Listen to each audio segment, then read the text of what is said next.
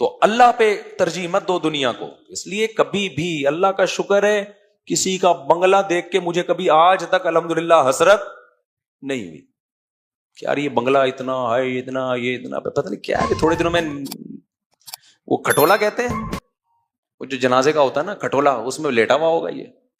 تو بنگلہ بہت اچھا ہے، کاش یہ ہمیشہ رہتا، پھر بہت اچھا ہے بھائی. رہتا ہمیشہ نہیں ہے تو پھر بالکل بھی اچھا نہیں ہے. فری پھوکڑ میں مل جائے، یا کروڑوں پتی اللہ نے بنایا ہوا ہے تو ایک آدھ بنگلہ خرید لو، نہیں بنایا ہوا ہے تو چھوڑو یار. حدیث میں آتا ہے تیرا مال وہ ہے جو کھا کے ختم کر دیا، پہن کے پرانا کر دیا، اور سواری جو استعمال میں آ گئی. باقی تیرا مال نہیں ہے، وارثوں کا مال ہے. تھوڑے دن میں مارکیٹ سے کروڑوں روپے تو نے لگا دیے، وارثوں کا ہے. آپ کا چلو وارثوں کا تو ہے، ان کا کہاں ہے؟ وہ بھی تھوڑے دن رہیں گے، آگے پارسل کریں گے. وہ کسی کا بھی نہیں ہے. وہ اس کا فائدہ صرف ریاض ملک کو ہوگا. وہ پیسے لے کے کھائے گا، اور اس کو بھی جب ہوگا جب وہ کھائے. اگر وہ بھی پراپرٹی بنا کے چلا گیا تو اس کا بھی فائدہ نہیں ہے اس میں. تو اس لیے میرے بھائی حدیث میں آتا ہے یقول العبد مالی مالی، انسان کہتا ہے میرا مال میرا مال. فرمایا تیرا وہ ہے جو کھا کے ختم کر دیا. تبھی ہم کھاتے الحمدللہ اچھا ہیں. اور آپ نے فرمایا جو پہن کے پرانا کر دیا، کوشش کرتے ہیں پہنے اچھا. اور آپ نے فرمایا جو بھی چیز استعمال میں آئے. اس لیے گاڑی ہم نے کیا رکھی ہوئی ہے بھائی؟ پہلے جی ٹی او 125 رکھی تھی جب موٹر سائیکل تھی. اب کیا رکھی ہوئی ہم نے؟ ریوو رکھی ہوئی ہے. اس پہ بھی لوگوں کو اعتراض ہے. تو چندے کے پیسوں سے نہیں ہے بھائی، اپنے پیسوں سے ہے، سمجھتے ہو. اور مجھے پتا ہے کہ میری جتنی مالی حیثیت ہے اس سے ڈبل مالی حیثیت والوں لوگوں نے ریوو نہیں رکھی. وہ سادہ کار میں گھوم رہے ہوتے ہیں. تو یہ جو ہم کر رہے ہیں یہ عیاشی نہیں ہے میرے بھائی، بلکہ یہ شریعت کا حکم ہے. جو استعمال میں آ گیا وہ ہو گیا. اور جو لوگ کر رہے ہیں نا، جو پٹ پٹیوں میں گھوم رہے ہیں، یہ سادگی نہیں ہے، اٹ از کالڈ کنجوسی. کیونکہ دنیا سے محبت اتنی ہوتی ہے، جان نکل رہی ہوتی ہے پیسہ نکالتے ہوئے، خرچ نہیں کر رہے ہوتے. ذاتی بنگلے لیے ہوئے ہیں اور جا رہے ہیں چنچیوں میں، ذاتی بنگلے لیے ہوئے اور کھا ڈھنگ سے نہیں رہے ہیں. تو خیر یہ بڑا لمبا موضوع ہے، کئی بار اس پہ بیان کر چکا ہوں. تو اللہ فرماتے ہیں کہ شیطان نے کیا کہا تھا؟ اے اللہ لَأُزَيِّنَنَّ لَهُمْ فِي الْأَرْضِ، زمین کی چیزوں کو ان کے لیے اٹریکٹیو بنا دوں گا. کیا بنا دوں گا؟ اٹریکٹیو، ہر چیز کھینچے گی. ادھر جب حیدری مارکیٹوں میں جائیں گے، ابے یار ایک الگ دنیا ہے بھائی، کاش میری جیب میں بھی پیسہ ہوتا. یہ نہیں کہ تھوڑا سا اسی کے حیدری مارکیٹ سے ارلی جانب قبرستان ہے. یہ سارے حیدری والے تھوڑے دنوں میں کہاں کے لیٹے ہوئے ہوں گے؟ ادھر لیٹے ہوئے ہوں گے. تو قبرستان جا کے یہ بولا کرو کاش میری جیب میں اعمال ہوتے. تو یہ جو مردے پڑے ہوئے ہیں نا، یہاں کیا کام آئے گا بھائی؟ اعمال کا. تہجد ہوتی، تراویح ہوتی، تلاوت ہوتی، صدقے ہوتے، خیرات ہوتا، سچ ہوتا، اللہ کی محبت ہوتی. تو یہ قبر میں آج کیا ہوتی؟ کام آتی. قبر میں جانے کے بعد غریب امیر سب ایک ہی زبان بول رہے ہوتے ہیں، کاش بھائی ہم نے کیا جب فرشتہ آ کے قبر میں سوال پوچھتا ہے تو کئی حدیث میں آتے ہوئے سوال پوچھے گا کتنی دکانیں تھی آپ کی، کیا بینک بیلنس تھا. یہ ہے اللہ میاں کے یہ سوالات بولو ہے ہی نہیں. تو اس لیے میرے بھائی یہ دنیا سے دل لگانا، کسی سے گناہ ہو جاتا ہے نا، مجھے اس سے تبھی نفرت نہیں ہوتی کہ یار ایک وقتی کسی خواہش کی بیس پہ گناہ ہو گیا، اللہ توبہ کی توفیق دے. لیکن نیک آدمی اور دنیا پہ رالے ٹپکاتا ہو نا، بہت غضب آتا ہے اس شخص پہ. ایک دیندار صاحب تھے، ایک دن بڑی نیک پرہیزگار، چہرے پہ نور وور، ٹوپی داڑھی. مجھے کہنے لگے حضرت میری فیکٹری کا پتہ نہیں، مجھے ڈر لگا رہتا ہے کچھ ہو نہ جائے. میں نے کہا تم دیندار نہیں ہو. پھر ایک دن میرے پاس آیا، کہہ رہے میرے 3 بچے ہو گئے. پرانا قصہ ہو گیا، اب کسی کو نہیں پتا چلے گا کس کی بات کر رہا ہوں. 4تھا بچہ ہو رہا ہے. اب مجھے ڈر ہے کہ یار اب پہلے ہی مہنگائی کا دور ہے، پریگننسی ہو گئی ہے بیگم کو، اتنی مہنگائی ہے مفتی صاحب. اب میرے بیان بھی سنتا، پابندی سے سنتا تھا. تو مجھے خیال ہوا خدا کے بندے مرغے پھوڑتا ہے تو صبح و شام، یوں کہہ دیتا میری بیوی کی صحت اچھی نہیں ہے یا مجھے بچے پسند ہی نہیں ہیں. ہوتا ہے بعض لوگوں کی فطرت نہیں پسند ہوتے بچے، یوں کہہ دیتا. یہ تو نہ کہتا کہ میں کھلاؤں گا کہاں سے. اتنا مجھے غصہ آیا نا، یہ داڑھی تجھ پہ سوٹ نہیں کرتی. اللہ کو کیا منہ دکھائے گا؟ اتنا چھوٹا دل. اس کا مطلب یہ داڑھی آپ کی کلچر کی بیس پر ہے. جو اللہ کو مانتا ہے تو کتنی بڑی حقیقت، بچہ پیدا ہوتے ہی اللہ ماں کی چھاتیوں میں دودھ پیدا کر دیتا ہے، وہ غافل ہوگا. اور اتنا غصہ آیا، میں نے کہا یار یہ کیسی باتیں کر رہے ہیں. میرے دلائل سے میں جواب نہیں دیتا. میں نے کہا بھائی جاؤ یار، نہیں کرو، گرا دو اس کو، اللہ خود ہی وہ بچہ قیامت کے دن حساب ہوگا. میں نے کہا واقعی تم قحط سے مر جاؤ گے، چوتھا ہو گیا نا تو روٹی کھانے کو نہیں ملے گی. میں نے کہا شادی ہی آپ نے غلط کی تھی اس مہنگائی کے دور میں، تو شادی اور ایک کیوں پیدا کیے. پھر میں الٹے جوابات دیتا ہوں، پھر لوگ کہتے ہیں یہ تو خود 8 بچوں کی ترغیب دیتے ہیں، اب ان کو کیا ہو گیا. تو میں نے کہا آپ کا جو پہلا پیدا ہوا تھا نا وہ غلط ہوا تھا، اتنی مہنگائی میں اس کو پیدا کر کے ظلم کیا تم نے اس کے اوپر. اور آپ کا اپنا پیدا ہونا ہی غلط تھا، کیونکہ فیکٹری کو کبھی بھی آگ لگ سکتی ہے. آپ کے ابا نے آپ کے لیے فیکٹری چھوڑی، اور پاکستان میں فائر بریگیڈ کا سسٹم نہیں چھوڑا انہوں نے. یا تو فیکٹری چھوڑ کے جاتے اور فائر بریگیڈ کا سسٹم بھی چھوڑ کے جاتے، اور پھر تمام حفاظتی ٹیکے بھی لگا کے جاتے، اور جو بیماریاں 10 سال بعد آنے والی ہیں ان کی ریسرچ کرتے، ان کے بھی پہلے سے ٹیکے ٹھوک کے جاتے. یہ تمام طرف سے جب امن سکون، بلکہ سیدھا سیدھا کہتے جب حضرت عیسیٰ علیہ السلام آ جاتے اس کے بعد پھر اولاد پیدا کرنی چاہیے تھی. ورنہ بھائی ٹرک کے نیچے بھی آ سکتا ہے بچہ. کیا خیال ہے بھائی؟ بچہ پیدا ہو گیا، خدا نخواستہ ٹرک کے نیچے آ گیا، ڈاکو نے مار دیا. یہ جتنے ڈاکو نے مارے ہیں تو پیدا ہوئے ہوئے بچوں کو تو مارا ہے جو بڑے ہو گئے تھے. تو ان خطرات کی بیس پہ بھائی ایک بچہ بھی نہیں ہونا چاہیے. بلکہ میں نے کہا بہتر یہی ہے کہ اپنے آپ کو بھی گولی مار کے ہلاک کر لو، کیونکہ آئندہ حالات کا کچھ پتا نہیں ہے.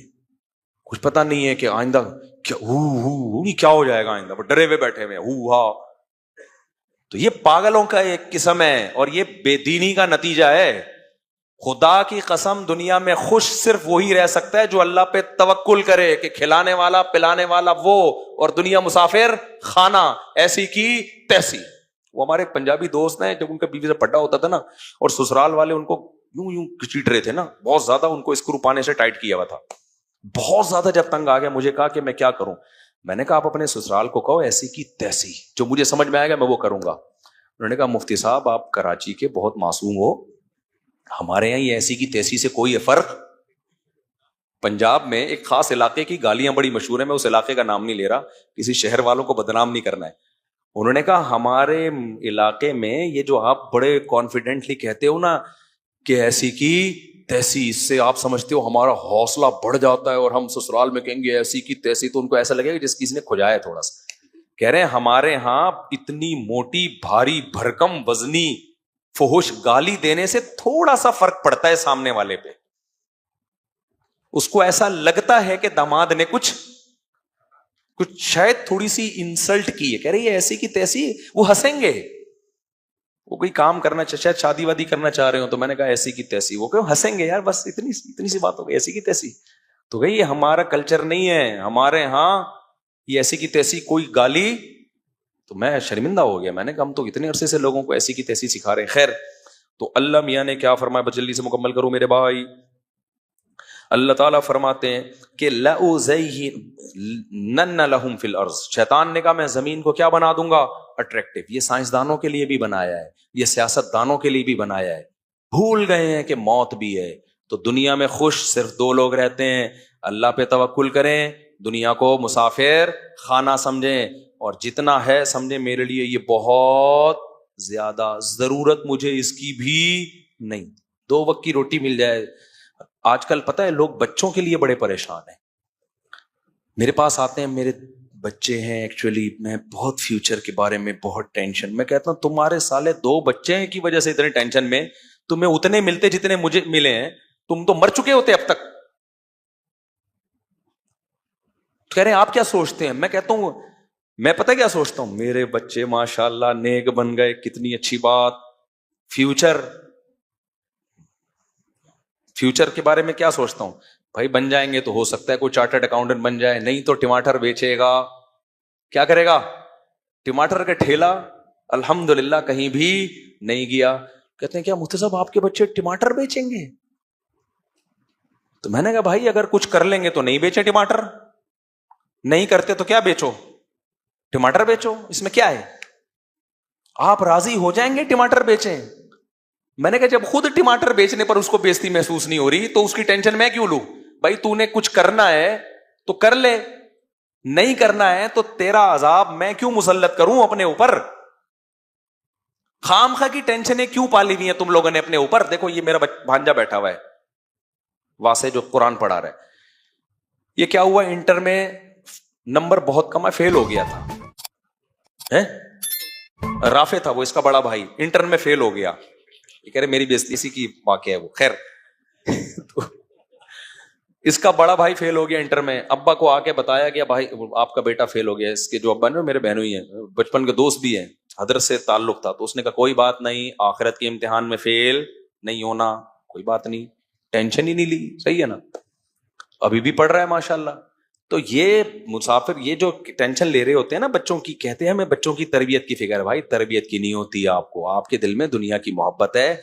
आप कह रहे हैं कमबख्त ऑपरेशन से पैदा हुआ था, उस वक्त इतना खर्चा हुआ, स्कूलों की इतनी फीसें, अब कमाऊ पूत बनेगा तू, क्या बनेगा? तभी अगर गैब से पता चल जाए ना कि इंटर फेल होगा लेकिन कमाएगा 1 करोड़, माँ बाप कहेंगे 20 दफा फेल हो जा तू, हमें रोकड़ा चाहिए।